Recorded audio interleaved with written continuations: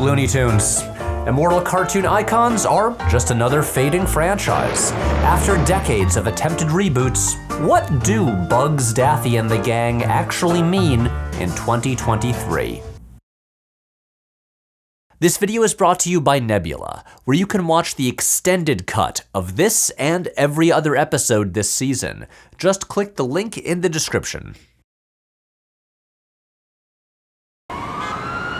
Then Captain Brody Torrance lands the plane on a neighboring island and everyone is rescued, and that's the plot of the movie Plane. Oh, thank God we're here. All right, Patrick, I think that once you see the new studio, you're gonna be really happy you moved the show here. Oh, by the way, the new title sequence, probably about 2 weeks out on that. Oh. As you can see, we're still under construction, pardon the dust, but when you see what's behind this door, I think you're gonna be pleased. Wait a second, is that a live studio audience in there? Just a little something I cooked up for you.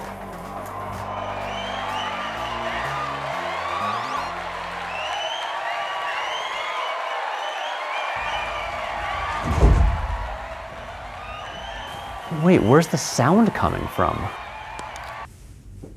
We rigged the room with the latest in audio hype technology. Hypnology. Wait, what about the desk I asked for? Well, while you were away, other Patrick took the production budget and made some strategic investments into NFTs. Oh, wait, so how much of the budget did you lose? Barely all of it. The good news is we had enough left over, we were able to get you a production assistant. Hey, Emma. Oh, God. Happy to be employed. All right, I'll leave you to it. Okay, so apparently our fancy new title sequence is not ready yet. So we need some other way to kick off the show. I'm sure we can improvise something. Do you want me to turn the cheering back on? I mean, it does kind of pump me up. Hit it.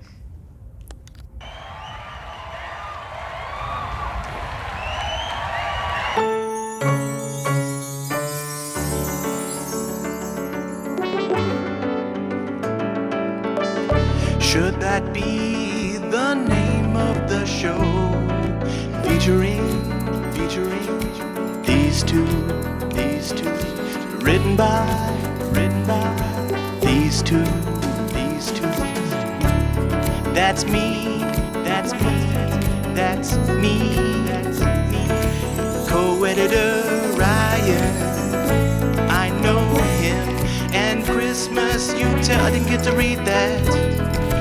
Researcher, that's Raven, Patrick Willems.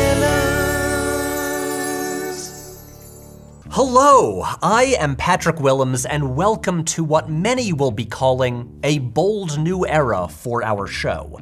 We've got a slightly new format, a new title sequence that is not ready yet, and as you can see here, a new set with a desk.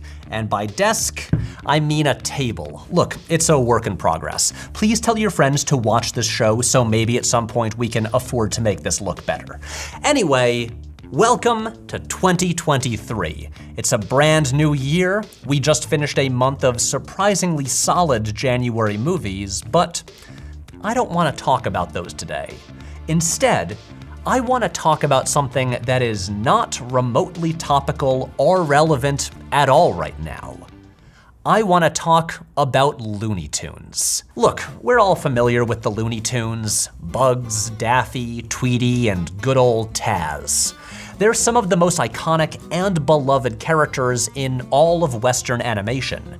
They've been mascots for a major Hollywood studio, they've endorsed fast food and sneakers, starred in blockbuster movies, and sold lots and lots of very cool merchandise. But more importantly, from the 1940s through the 1960s, they were the stars of some of the greatest and most influential short-form animation ever made, whose impact on comedy can still be seen to this day. These shorts have been replayed and repackaged for over 70 years. And in the last 3 decades, Warner Brothers has attempted countless strategies to revamp and reboot and reintroduce these characters to new generations. And those attempts have had, I'm gonna say, mixed success. Hey, Emma, you're young, right? Yeah, I guess. Did any of those Looney Tunes reboots actually work? Did you watch any of them? No, but I didn't have a TV growing up. Wait, hold up. Here's a question. What do you know about Bugs Bunny? Is he the guy who eats the carrot and says, "What's up, Doc?" Yep. Never heard of him. And this is what I want to talk about today. What do the Looney Tunes actually mean in 2023? Did any of these revamps, from Space Jam to Back in Action to Lunatics Unleashed, actually work? Do the Looney Tunes still matter to younger audiences, or have they shifted into Mickey Mouse status, more brand mascot than actual characters? Well, before we can talk about the current status of the Looney Tunes, first, we need some context. We need to go back in time and cover a brief history of the Looney Tunes. This all starts about 100 years ago, back in the late 1920s. At the time, good old Uncle Walt and the Disney Company were having huge success with their early animated shorts. They had two series of cartoons, the Mickey Mouse shorts, featuring recurring characters like Mickey, and Silly Symphonies, which were based around music. So in 1930, Warner Brothers decided to replicate their success and launched their own two series of short cartoons. There was Looney Tunes, which was focused on recurring characters, and then Merry Melodies, which was based around showcasing the studio's library of songs. By 1943, the branding no longer mattered. It was all just Looney Tunes, but half of them would arbitrarily be labeled Merry Melodies. For the first several years, Warner Brothers was mostly just copying the formula established by Disney. They were cheerful and optimistic, featuring bright-eyed characters like Bosco and Buddy. Honestly, these early characters were kind of boring, but look, it was the Great Depression and people were just happy to watch some smiling cartoon characters dance around. It really took the sting out of losing all your money. But over the course of the 30s, new directors like Tex Avery, Friz Freleng, and Bob Clampett would steer the cartoons in a new direction. They became sharper-edged, with more violent slapstick and topical satire. There was an anarchic glee to them, with characters in life-or-death conflict, constantly blowing each other up with dynamite and dropping anvils on each other's heads. In other words, they got a lot loonier. They introduced new characters like Porky Pig, who quickly became the main star of the Looney Tunes shorts. Porky would soon be followed by Daffy Duck, Elmer Fudd, and then Bugs Bunny. And during World War II, new animators like Frank Tashlin would continue to refine the look and personalities of the characters. The period after World War II and up through the late 60s is considered their golden age, led by director Chuck Jones and writer Michael Maltese, who locked in the character designs and personalities that are still used to this day. The shorts got even more ambitious and experimental, and introduced hugely successful new characters like Wile E. Coyote, the Roadrunner, and Marvin the Martian. Back then, Looney Tunes shorts were mostly watched in movie theaters, since theaters would always play cartoons before the main feature. But starting in 1960, Warner Brothers began packaging the shorts on TV in a weekly series called The Bugs Bunny Show, which would run for 40 years and make the characters more popular than ever. So even though theatrical animated shorts mostly died out in the 70s, the Looney Tunes survived on television. In 1969, Warner Brothers shut down their animation department, ending the production of new Looney Tunes material. New shorts would be produced sporadically over the following decades, usually just to be paired with Warner Brothers family movie releases. But for about 20 years, the Looney Tunes mostly just existed as TV reruns of the classic shorts. And then, in 1988, producer Steven Spielberg convinced Warner's to let the Looney Tunes make brief appearances in Who Framed Roger Rabbit, which would become one of the biggest movies of the decade and the biggest platform the characters had had in years. That same year, Warner Brothers opened a new animation division, and building on the momentum from the Roger Rabbit cameos, they brought Spielberg on board to oversee a new cartoon initiative that would revive the Looney Tunes. Spielberg was actually hesitant to simply make new Looney Tunes cartoons and try to compete with the work of Chuck Jones and Tex Avery. Instead, they made Tiny Toon Adventures, created by Tom Ruegger, which was essentially like a legacy sequel to Looney Tunes. It follows a new generation of characters learning how to be cartoon comedy stars from the original crew like Bugs and Daffy. This was the biggest commitment to animation the studio had made in decades, pouring millions of dollars into it to ensure that the animation quality blew everything else on TV out of the water. And it was a huge hit, leading to several more Spielberg-produced cartoons from Warner Brothers that carried on the tradition of Looney Tunes, such as Animaniacs. But as successful as these shows were, the original characters were just too valuable to simply fade into the background, because the 90s were here, and there was money to be made.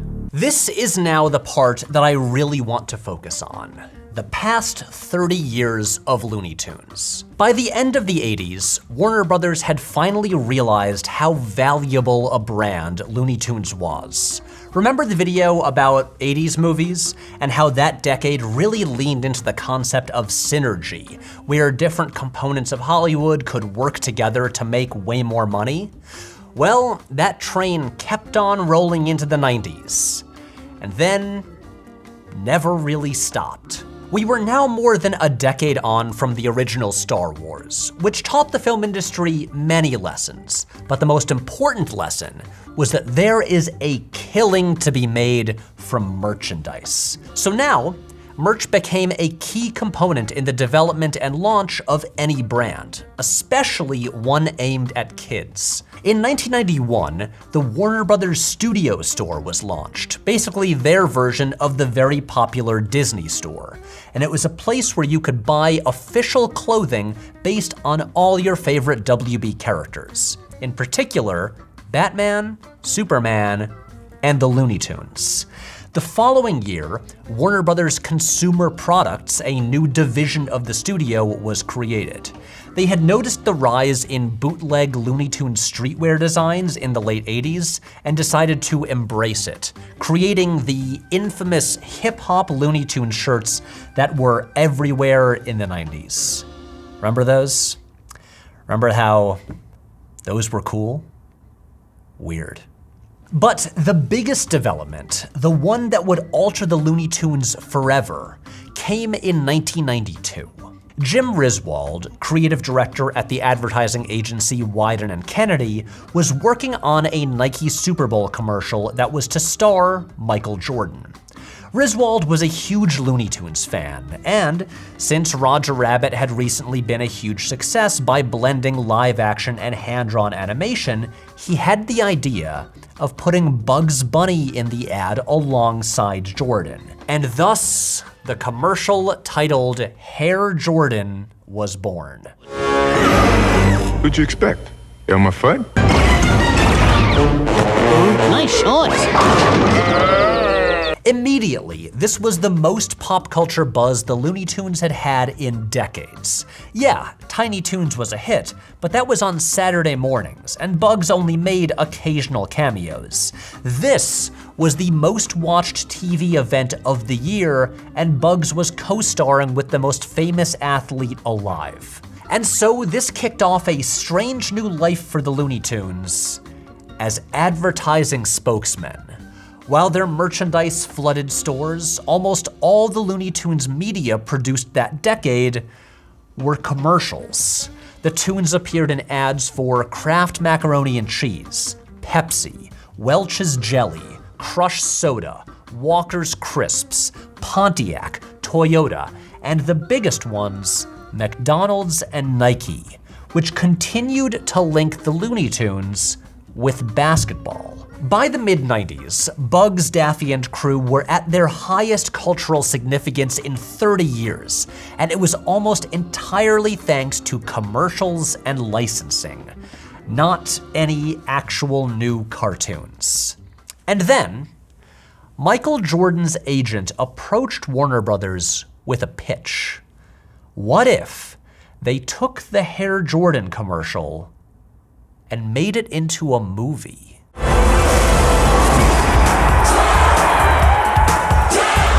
In 1996, Warner Brothers Pictures released Space Jam, a very normal movie about an alien who runs an intergalactic theme park and decides that for the new attractions at his theme park, he's going to capture and enslave the Looney Tunes. But the Looney Tunes make a deal where if they beat the aliens at a game of basketball, then they don't have to be enslaved. But the aliens steal the talent from a bunch of professional NBA players, so they get really good. So then the Looney Tunes kidnap Michael Jordan, who has retired from basketball, and get him to play on their team. So Michael Jordan helps the Looney Tunes win, and then decides to return to playing professional basketball. Like I said, a very normal movie. Emma? Sorry. Space Jam was an enormous hit, grossing over $230 million, but more importantly, making over $1 billion in merchandise sales alone. After all, it paired the Looney Tunes, beloved cartoon characters at the peak of their cultural resurgence, with Michael Jordan at the peak of his fame. And outside of cameos and commercials, this was the biggest new Looney Tunes material since the 60s. Space Jam was a spectacular, truly brilliant feat of brand management for Michael Jordan. It portrayed him as a wholesome, family-friendly guy with a sense of humor, who was relatable. He lived in a nice house in the suburbs, and it created this fun new narrative for his retirement and eventual return to basketball. And yet, and I apologize if this offends many of my fellow millennials, Space Jam is a bad movie. It's really not good. And it is a particularly bad Looney Tunes movie. See, the Looney Tunes are characters built for 7-minute gag-based short films. Each short is based around a simple, usually life or death conflict, featuring 2 to 3 characters. A lot of the time, they're trying to kill each other. There is no continuity, no mythology, and absolutely no character arcs. And so, to support a feature-length narrative, director Joe Pytka, producer Ivan Reitman, the 4 credited screenwriters, and the many, many studio executives who definitely had some notes on the story, they took the Looney Tunes and essentially turned them into the Muppets. No disrespect to the Muppets, who I love. Here, they all live together in a place called Looney Tune Land, which is apparently in the center of the earth. Bugs is now their leader, essentially filling the Kermit role. They have town meetings. They play together on a basketball team. Instead of trying to murder each other, they're friends now. And taking away the conflict that drives these cartoons takes away the main source of all their comedy. Elmer Fudd stops trying to shoot Bugs and joins him on the team, and now suddenly, Elmer Fudd is not funny anymore. In every one of his own cartoons, Bugs wins due to his, anarchic cleverness. He'll outsmart his enemies, or seduce them and then blow them up with dynamite. He's always one step ahead. He's the best. That's why we like him. And in Space Jam, when the Monstars show up, Bugs folds immediately and runs to ask Michael Jordan for help. He spends the whole movie in awe of Jordan, counting on him to save the day. Look, when I was 8 years old, I loved Space Jam. Every kid did. But even then, it bugged me that Bugs doesn't even score a single basket in the game. What the hell, man? But Space Jam's single biggest contribution to the Looney Tunes franchise was the introduction of a new character named Lola Bunny, the sexy, slam-dunking female rabbit that all the male characters are horny for. The Looney Tunes have always had a glaring lack of female characters. Like when it came to merchandise, Tweety Bird was always the default character for female-targeted products, despite the fact that Tweety is canonically male. They were so desperate for anything to market at girls that they just had to pick the smallest, cutest male character. So now, with the Looney Tunes' biggest event in decades, they decided to remedy this and finally balance things out a little bit. And so they introduced Lola, someone who could be an equal to Bugs. She was cool and attractive and confident, and by far the best basketball player out of all the Looney Tunes, which was helpful since this was a movie about basketball. I realize that to many members of my generation, Lola Bunny is an icon. So I apologize if this ruffles a few feathers, but I have to say, Lola is an awful character. If you have this vague, general nostalgic fondness for her because you saw Space Jam as a kid, that's fine. I get it. But she's not good. Because the thing about Lola is that she is a deeply cynical creation. She is designed solely to increase merchandise sales by targeting merchandise at female demographics. She is a peak 90s concept of what male writers think a strong female character is, which is one who is awesome at everything and also really hot. Now look, I am all for more hot, cool characters, but the thing about Looney Tunes is that they're funny. They have funny voices, they have funny conflicts, they do funny physical comedy. Lola has none of those things. Lola is just good at basketball and all the guys think she's sexy. Look, the closest thing Lola has to a joke is when people call her doll, she gets mad and then dunks the basketball. Wanna play a little one-on-one, doll? Doll? That's not a joke. This might sound harsh, but I have to speak my truth. Lola Bunny is the Poochie of Looney Tunes. I'm talking about this guy. And her presence makes the other characters worse. One of the great things about Bugs Bunny has always been his somewhat gender-fluid nature, frequently appearing in drag to seduce and distract his enemies. But now Lola provides a traditional heterosexual female love interest. No more dresses for Bugs, he's now just an ordinary male protagonist trying to impress the girl. I don't want to give the WB executives too much credit and make it out like they had some evil master plan, but here they were essentially sanding off the Looney Tunes edges to make them safer, more homogenous, and essentially their own Mickey Mouse. Earlier that decade, they had already put Bugs in the studio logo for their family movies, making him their cartoon mascot. In the 90s, Time Warner became the majority owner of Six Flags amusement parks and made the Looney Tunes the mascots of the parks, the same way Mickey, Minnie, Goofy, and Donald were the mascots of Disneyland. Even Michigan J. Frog, the occasionally singing, dancing frog from one of Chuck Jones's greatest shorts, One Froggy Evening, became the mascot for Kids WB, and in the process, lost his entire comedic conceit, in which he switches between the personas of sullen, croaking frog and tap-dancing showman, depending on who's watching. A couple years ago, in an interview with Complex, Jim Riswold, the guy who developed the Hair Jordan ad, spoke about making that original commercial and said that Warner executives directed them to make Bugs less violent and less anarchic, that they were trying to sanitize the characters. Space Jam made the Looney Tunes bigger than ever. There was just one problem. The movie was a terrible showcase for what made them special. Here, they were shells of themselves, only there to prop up Jordan and make him look good. Okay, but I will say one positive thing about Space Jam.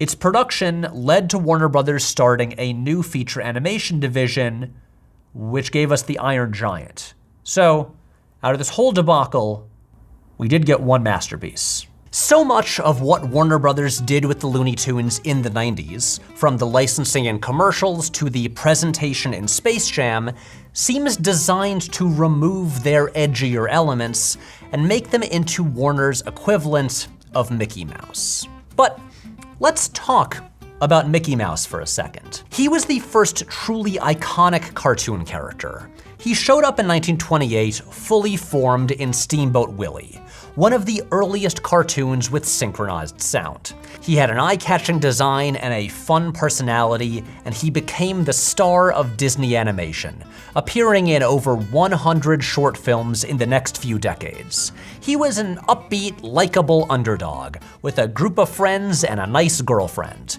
Even when cartoons with Donald Duck and Goofy became more popular, Mickey remained the most recognizable. See, Disney, more than any other studio, developed a brand that meant something to people. It was a whole lifestyle that extended from its cartoon shorts to its feature films to its theme parks. Disney meant childlike innocence, warmth, safety, stability, and happiness. And Mickey became the face of that. His design and personality resembled a small child. He was always a welcoming, smiling face. Today, it doesn't matter if you can actually name a single Mickey Mouse cartoon. You see those ears, you think Mickey. You think Disney, you think happy. He is more symbol than actual character. And this is why Disney is so cautious about producing new Mickey media, because they run the risk of muddying the meaning of that symbol. And so here was the problem. Warner Brothers seems to want Bugs to be their Mickey, but they don't have a brand the way Disney does. Warner Brothers does not immediately conjure any specific feelings. The Looney Tunes are all over Six Flags theme parks, but Six Flags is not the happiest place on earth like Disney World is. It's just the place with a bunch of cool roller coasters. There's no feeling or idea to represent. If Bugs Bunny became their symbol, then he wouldn't really mean anything. Bugs has always been, as writer Lloyd Rose described him, a gentleman anarchist. But it seemed that Warner Brothers would rather he just be a gentleman. And so this was the contradiction of what the studio tried to do with the Looney Tunes in the 90s. Did they want them to be respectable mascots, symbols of the studio's legacy? Or did they want them to be zany, anarchic stars of violent cartoons? Because you can't have it both ways. Anyway, let's get back to the 90s. Since Space Jam was a massive commercial hit, Warner Brothers obviously wanted a sequel. But Michael Jordan was too busy winning NBA championships to waste his time making another movie, so they looked elsewhere.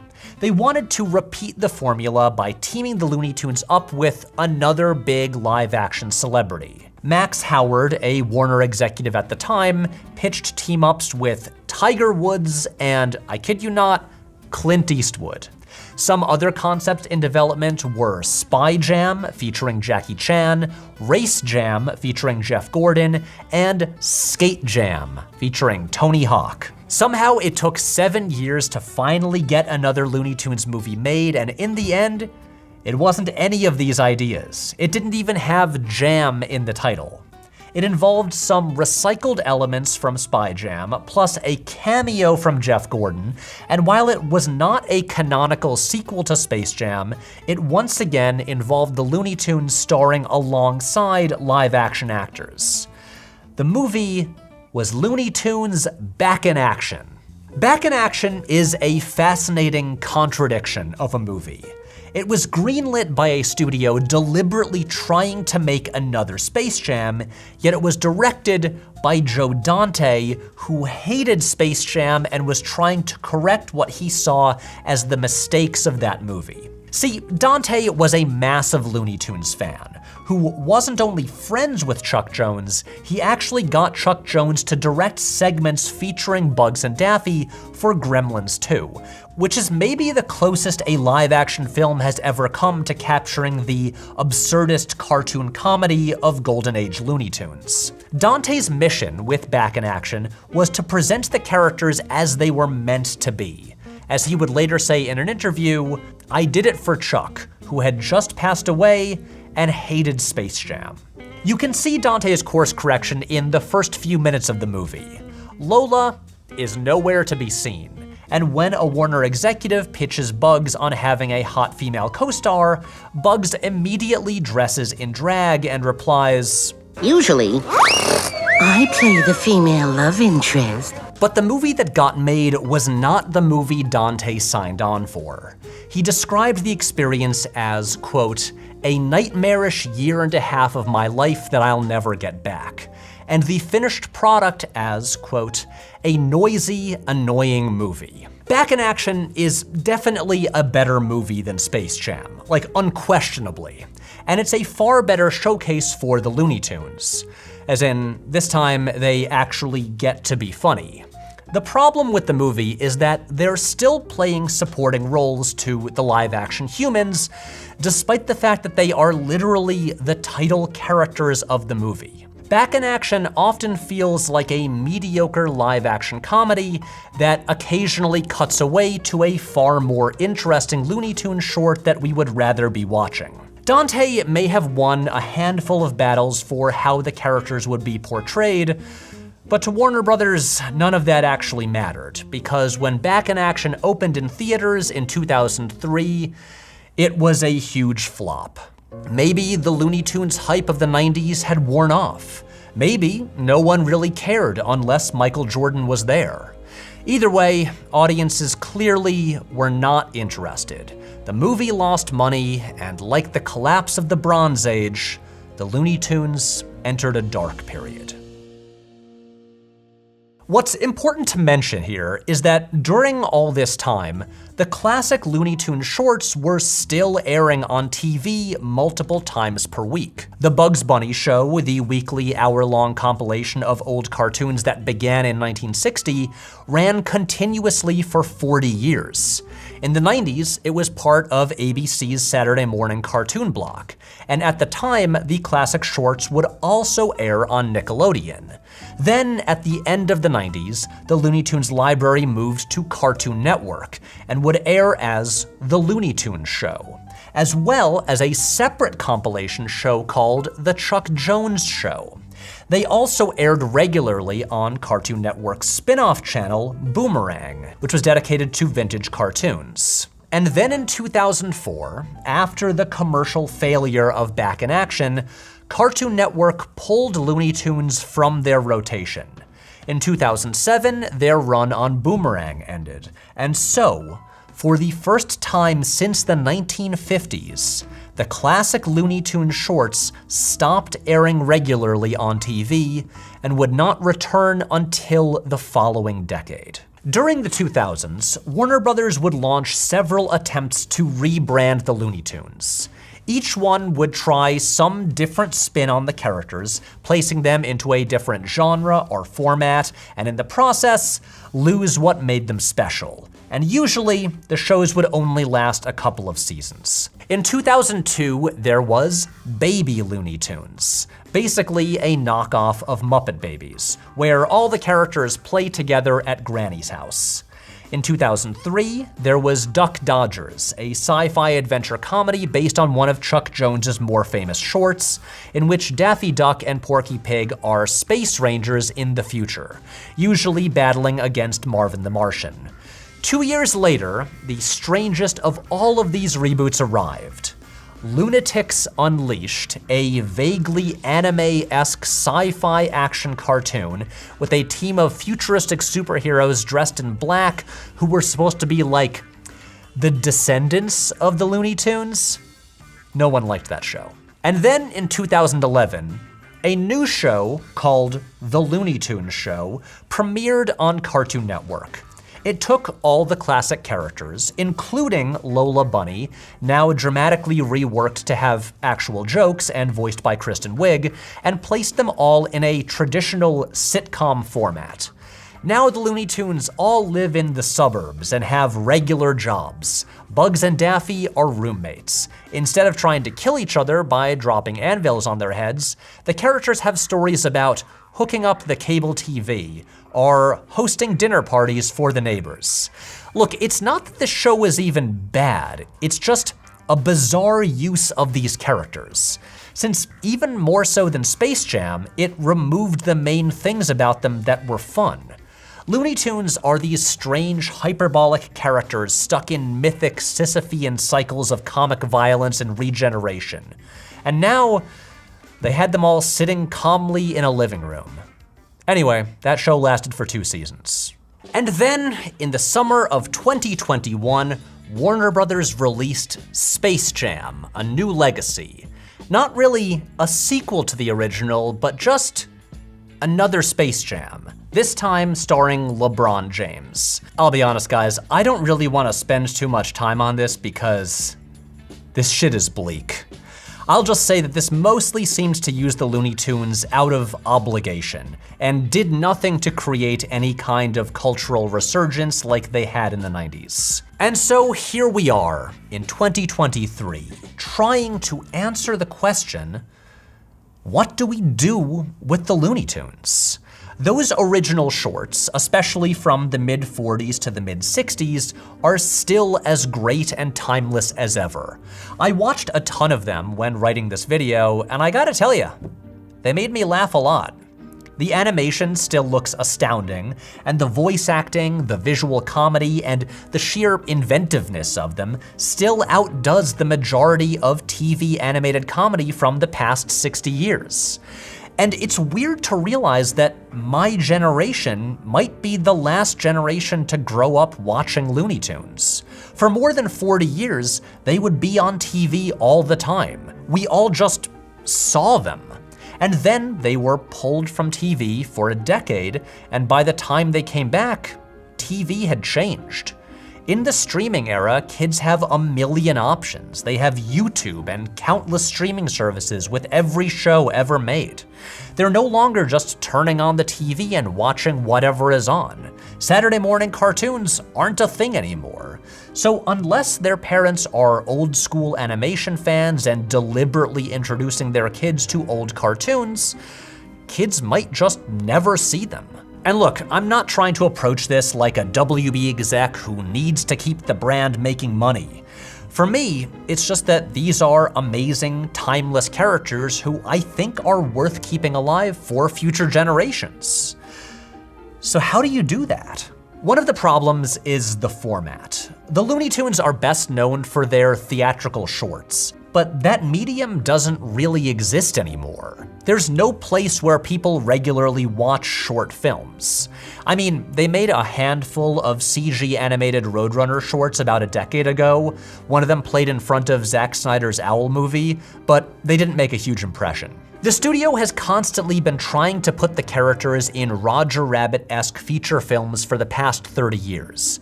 There's even another one called Coyote vs. Acme opening later this year. But as we've talked about, these are not characters built for feature-length narratives. They don't have emotional arcs. Space Jam 2's attempt to give Bugs a dramatic sacrifice at the climax, like he literally dies, is genuinely one of the most insulting things I've seen in a movie in years. And if you try to put them in a more traditional half-hour format with a consistent status quo, like Tiny Toon Adventures, where all the characters live in Acme Acres and attend Acme Luniversity, it kinda robs the cartoons of their spontaneity, where like in one short, Daffy Duck can be a frustrated actor on the Warner lot. Then in another, he's a space ranger in the future. And then in another, he's Robin Hood. The truth is, the Looney Tunes will always work best in the format they originated in. A format that doesn't really exist anymore. Or does it? Okay, now here comes what to some of you is going to be a huge plot twist. You ready? Emma, you ready? I'm ready. In 2018, Warner Brothers commissioned animators to create new Looney Tunes shorts in the spirit and style of the ones from the Golden Age. They have been released on HBO Max under the title Looney Tunes Cartoons, and there are currently 63 episodes available, each 11 minutes long. They have essentially been buried. Like most people scrolling through HBO Max would just assume that these are the classic shorts from the 50s and move on past. This is just anecdotal, but most people I've asked aren't even aware they exist, and those that are haven't actually watched them. And I'll be honest, I hadn't watched any either until working on this video. And folks, they're really good. I realize this isn't saying much, but these are by far the best Looney Tunes material made since Chuck Jones in the 60s. They're genuinely really funny, the animation is great, and while they are similar in structure and tone to the originals, they're not a pastiche. They're as different from Chuck Jones as Chuck Jones was from Tex Avery. They are weird and gorgeous, and despite no longer featuring guns, they're often more violent than the original shorts.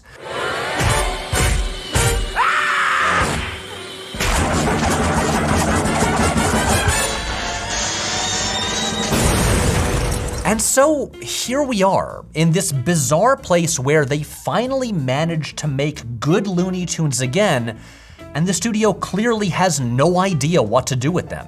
Instead of reaching a new audience, they are hidden in a place that only existing fans will know to look for them. These new cartoons were already out when Space Jam 2 was released, but the studio didn't bother to do any kind of cross-promotional push. They could have attempted to kickstart a new Looney Tunes resurgence like in the 90s, especially since they had hours of brand new cartoons on the streaming service they were so eager to get people to sign up for, but they just didn't bother. By this point, Looney Tunes, once a crown jewel in the Warner Brothers collection, was less of a priority than like Scooby-Doo. Look, as much as I clearly love criticizing the decisions of Warner executives, I think the real problem here is the landscape of streaming television. There is so much material produced and released every week that it becomes nearly impossible to stand out and get attention. Excellent new Looney Tunes cartoons are produced, and instead of getting promoted and airing during prime time, they just get thrown on the pile along with everything else. It seems like Warner Brothers has given up trying to make Bugs their Mickey, and now Looney Tunes is just another brand they own. Do we need to accept that the time for Looney Tunes is over? Should they just become cynical brand images we stick on merchandise, husks of what they once were? The truly substantial and unique cartoons lost in the obliterating white noise of streaming content? Is my generation the final bastion of remembrance, carrying the torch of Looney Tunes in our hearts until we too shake off our mortal coils and Looney Tunes is finally, irretrievably plunged into the void? Hey, Patrick, maybe we don't need to get so depressing at the end of a Looney Tunes video. You're kind of bumming everyone out. Yeah, you're probably right.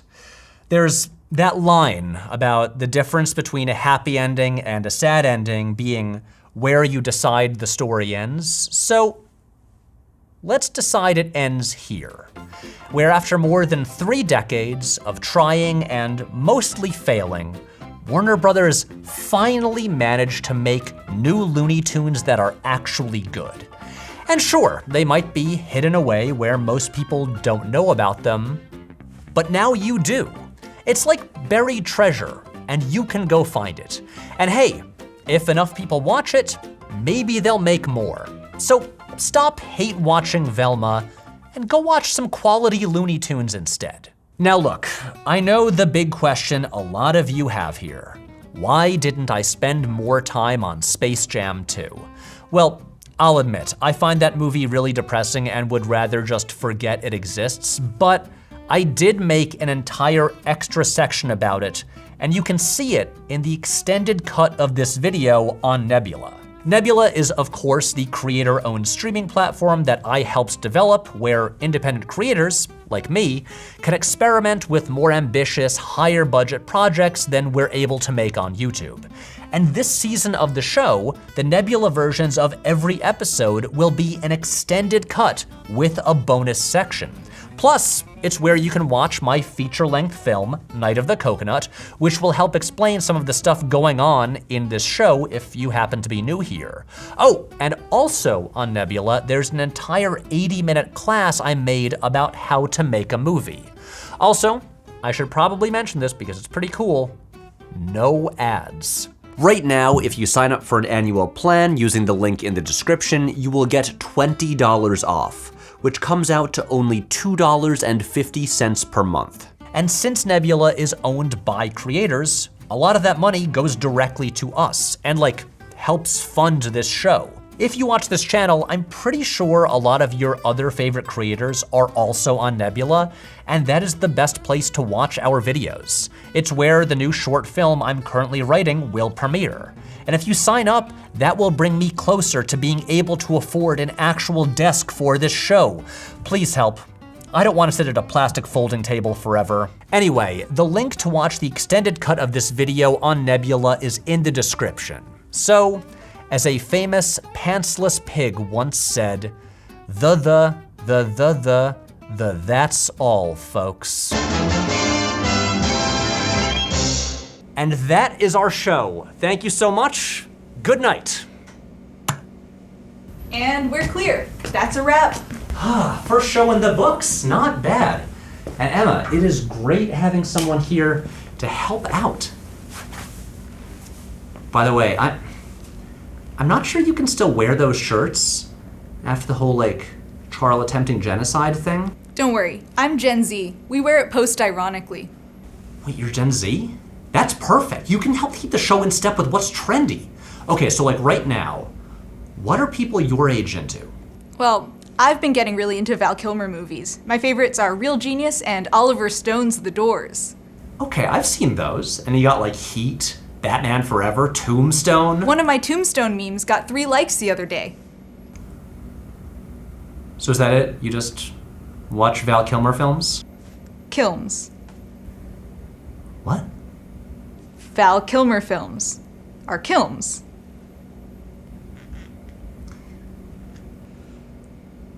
You're not gonna help me tap into the zeitgeist, are you? Nope. Lights out in 5, Patrick.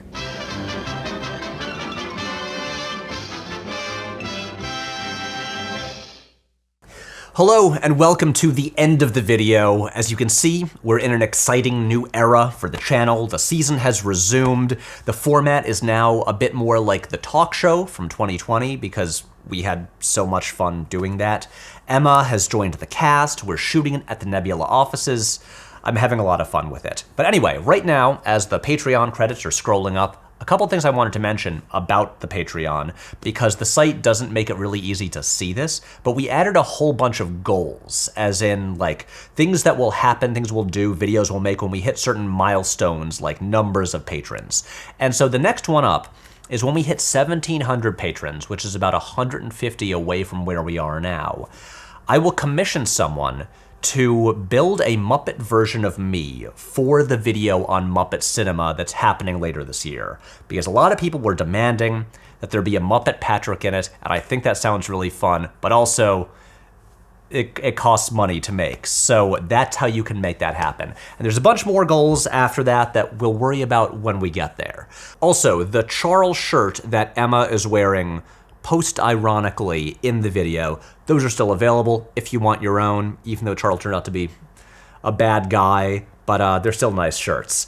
And the other thing is that, in case you weren't aware, we have a second channel where all season I've been doing a series called Patrick Replies, where I respond to questions and comments about each of the regular videos.